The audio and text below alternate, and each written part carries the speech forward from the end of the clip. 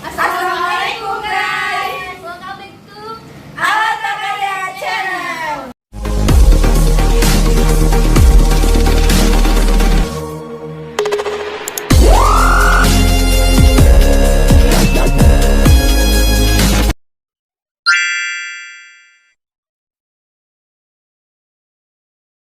Assalamualaikum warahmatullahi wabarakatuh guys. Jadi kegiatan kita pada malam ini yaitu sosialisasi tentang vaksinasi dan sosialisasi tentang penguatan fungsi keluarga, sekaligus nonton bareng bersama masyarakat Desa Alata Karya. Kita akan nonton bareng di Dusun Bulalok Kiki 2. Jangan lupa nonton keseruan kami guys. Dadah. Jadi torang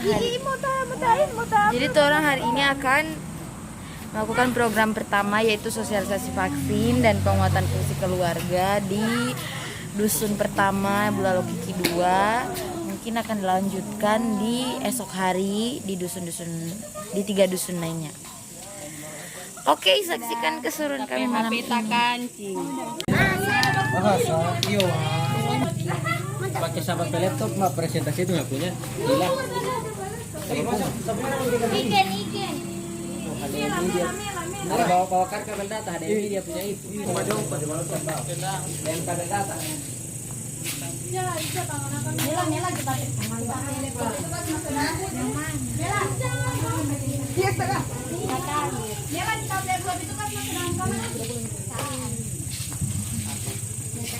Again.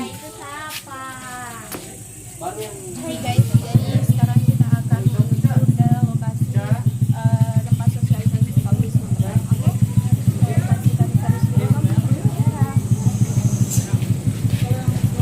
Hai guys. Tam kase masain. Hai guys. Tahanan ngoni tahanan. Coba kumpul ngoni. Garis guys.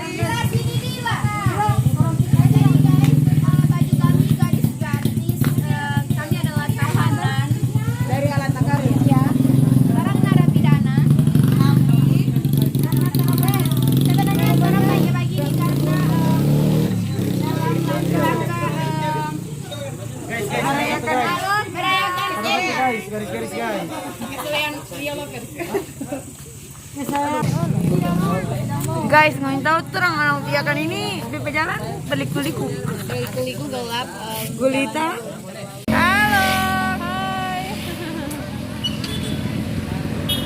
Alta Karya. Ada saya.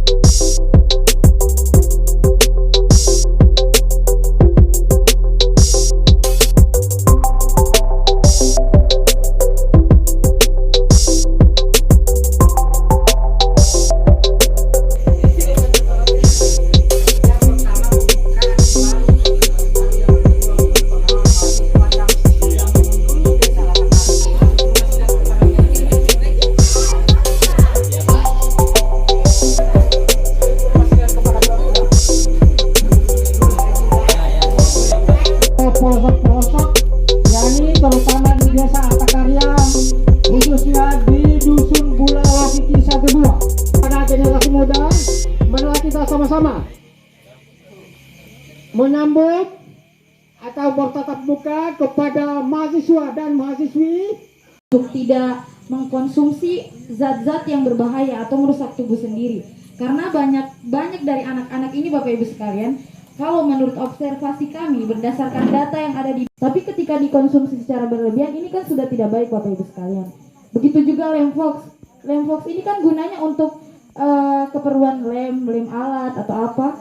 tapi digunakan dihirup sampai habis, karena sudah terbukti bahwa Lemvox ini ketika dihirup itu akan mengakibatkan seperti melayang, sudah tidak fokus, sudah seperti orang yang linglung. Seperti itu Bapak Ibu sekalian. Banyak sekali. Apalagi ini terjadi dari tingkat SMP. Karena kami sudah melakukan observasi, mendapat satu kasus yang terjadi di SMP, bahwasanya baku-baku pangge ini, coba dulu yang hirup lem. Begitu Bapak Ibu sekalian. Maka itu diingatkan kepada anak-anak Bapak Ibu. Baiklah, terima kasih atas kesempatannya. Saya perkenalkan nama saya terlebih dahulu lagi. Nama saya Inisiar Yusuf. Di sini saya akan memaparkan mengenai sosialisasi vaksin di Desa Alatakarya. Mungkin beberapa dari bapak-bapak dan ibu-ibu dan juga kakak-kakak di sini masih belum mengerti apa sih sebenarnya itu vaksin dan apa tujuan diberikannya vaksin pada saat pandemi seperti ini. Nah, perlu diketahui vaksinasi di sini adalah pemberian vaksin dalam rangka menimbulkan atau meningkatkan sistem kekebalan tubuh dari seseorang. Jadi nantinya bila suatu saatnya di sini akan mengenali dan tahu bagaimana caranya untuk istilahnya memberantas serta kakak-kakak sekalian di sini terpajan oleh penyakit itu di sini bisa gejalanya lebih ringan atau sakitnya tidak akan bertambah parah. Nah, di sini apa sih resiko jika kita tidak mendapatkan vaksin? 1 sampai kelas 6 SD. Badai orang tua bilang jangan vaksin, bawa vaksin COVID ini. Padahal ini vaksin rubella bukan vaksin COVID. Jadi seperti itu ibu-ibu sekalian. Jadi harapannya ketika sudah mendapatkan ilmu ini, ibu-ibu sudah menambah pengetahuan dengan tidak. Desa Alatakarya kelompoknya ada di Dusun Bulalo Kiki 2. Mungkin saja ketika 70% dari masyarakat Bulalo Kiki 2 ini sudah melaksanakan vaksinasi. Jadi harapannya informasi ini bukan hanya sampai kepada yang hadir, akan disampaikan kepada masyarakat yang belum sempat hadir pada hari ini, Bapak Ibu sekalian. Selanjutnya mungkin yang pertama itu keluar apa? Nah, tadi Bapak pengacara atau pelaksana tadi itu sulit apabila sama data keluarga sama sebelum kali Pak ya. Kalau seorang dilahirkan baru bagaimana caranya orang tua membina anak-anak itu supaya dia memberikan contoh terhadap masyarakat atau memberikan kelakuan baik terhadap masyarakat. Anak-anaknya agar tidak sampai mengkonsumsi narkotika ini atau narkoba. Jadi saya perjelas, sebenarnya kita tidak bisa menghindari adanya pemakaian narkoba kepada anak-anak Bapak Ibu sekalian. Tetapi sedari dini, dari kecil, kita sudah bisa menunjukkan atau memperlihatkan efek-efek dari, karena di YouTube kan sudah banyak Bapak Ibu sekalian, atau gambar-gambar. Ini akibat dari anak-anak yang mengkonsumsi narkoba. Atau kita sudah menunjukkan bagaimana cara menghindari atau jangan mengkonsumsi yang namanya lem, karena ini berbahaya, merusak fungsi otak. Seperti itu Bapak Ibu sekalian. Dan nantinya juga ada program kami yang akan melakukan sosialisasi kepada sekolah-sekolah. Mungkin akan kami sampaikan langsung kepada anak-anak dari Bapak Ibu sekalian tentang narkoba ini. Jadi bukan hanya orang-orang tua yang kami sosialisasikan malam ini, akan juga kami pendekatan kepada anak-anak sekolah, dimulai dari PAUD, SD dan juga SMP. Kalau SMA kan Bapak Ibu sekalian sudah paham, sudah tidak bisa diganggu gugat pemikirannya. Jadi kami masuk ke ranah-ranah yang masih bisa kami masuki, seperti PAUD, SD dan SMP. Halo guys, jadi malam ini kita mau sosialisasi di Bulalo Kiki 1. Oke, jangan lupa tonton keseruan kami. Dah. Di pergelangan tangan akibat divaksinasi sendiri. Nah, yang terakhir yakni adalah setelah meninggalkan lokasi vaksin, apa sih yang harus dilakukan jika tubuh dari bapak-bapak dan ibu-ibu sekalian mengalami reaksi atau keluhan atau efek samping setelah divaksin? Nah, yang pertama, jika terjadi reaksi seperti nyeri atau bengkak atau kemerahan di tempat area yang disuntik, itu bisa dengan untuk mengurangi Sip di bawah pin. Buang-buang aja. Menurut terakhir yang tidak baca. Bagaimana tadi bapak-bapak guys. Jadi ini vaksin. Sosialisasi vaksin ketiga di Dusun Alata 2. Aduh, gitu.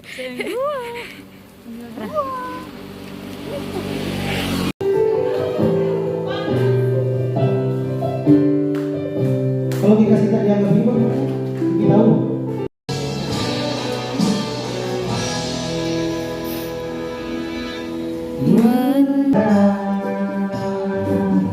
Berpikir kau menarik, oh enggak, kau wanita mengasihi, ya, kau pikir ku tertarik, oh. Siapa saja yang boleh atau tidak boleh diberikan vaksinasi, yaitu 2. Orang dengan hipertensi tidak terkontrol. Yang ketiga, orang yang mengalami alergi berat setelah dilakukannya vaksinasi. 4. Orang yang sedang hamil. 5. Orang yang mengidap penyakit autoimun seperti asma.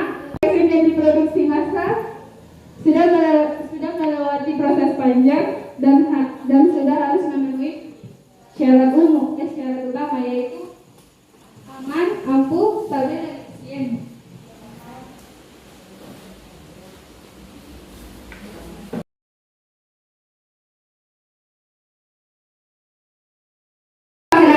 Sekian dari kami. Wassalamualaikum warahmatullahi wabarakatuh. Baik, itulah materi dari rekan saya.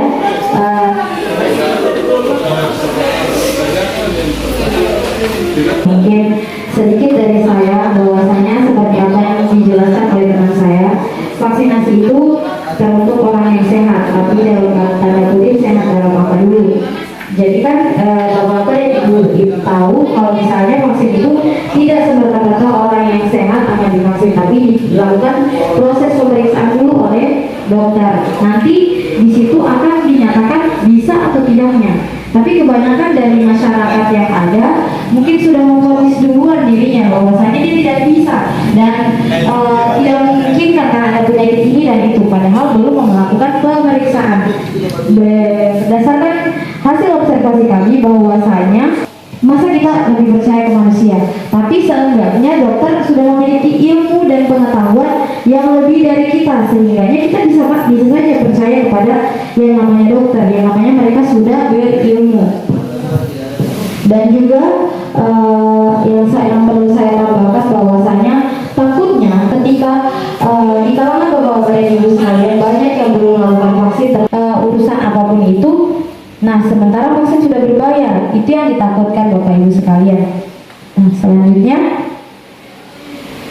seperti yang dijelaskan tadi bahwasanya ada efek samping dari vaksin. Ya, efek dari vaksin itu sebenarnya memang tergantung sistem imun tubuh kita. Kebanyakan ada juga kasus yang ketika divaksin dia mengalami akan dilindungi. Ibaratnya ketika kena, kita tidak akan mengalami gejala-gejala yang berat. Tetapi ketika kita tidak vaksin, sudah tidak hidup sehat, maka ketika kena sakit, jangan salahkan siapa, salahkan diri sendiri yang tidak mau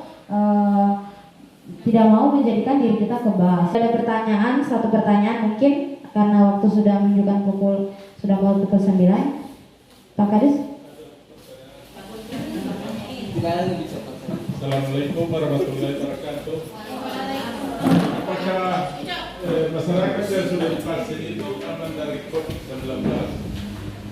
Kira-kira reaksi apa yang timbul pada saat gejala COVID-19 itu?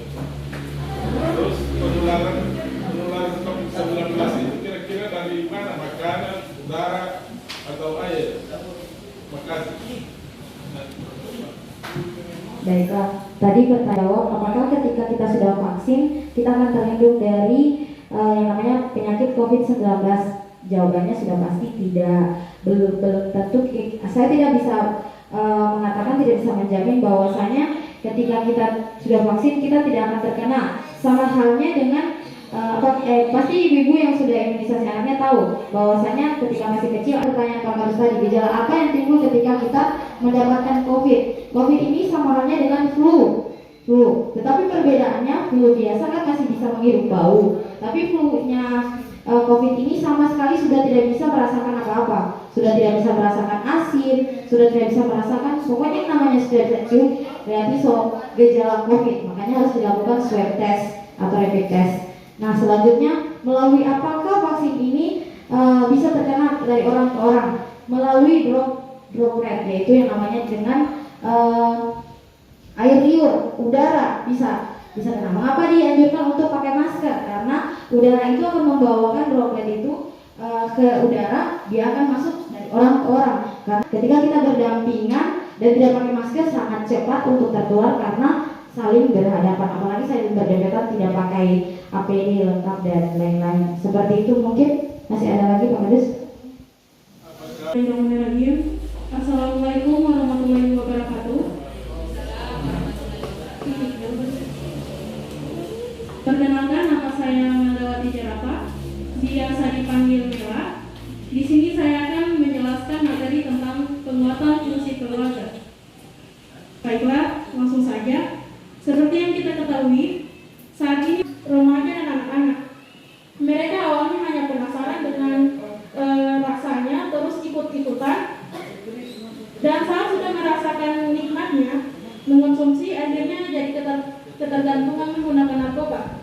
Jadi ibu-ibu dan bapak-bapak di sini kadang dalam membeli permen dan termasuk mengatasi tekanan dan pengaruh teman sebaya.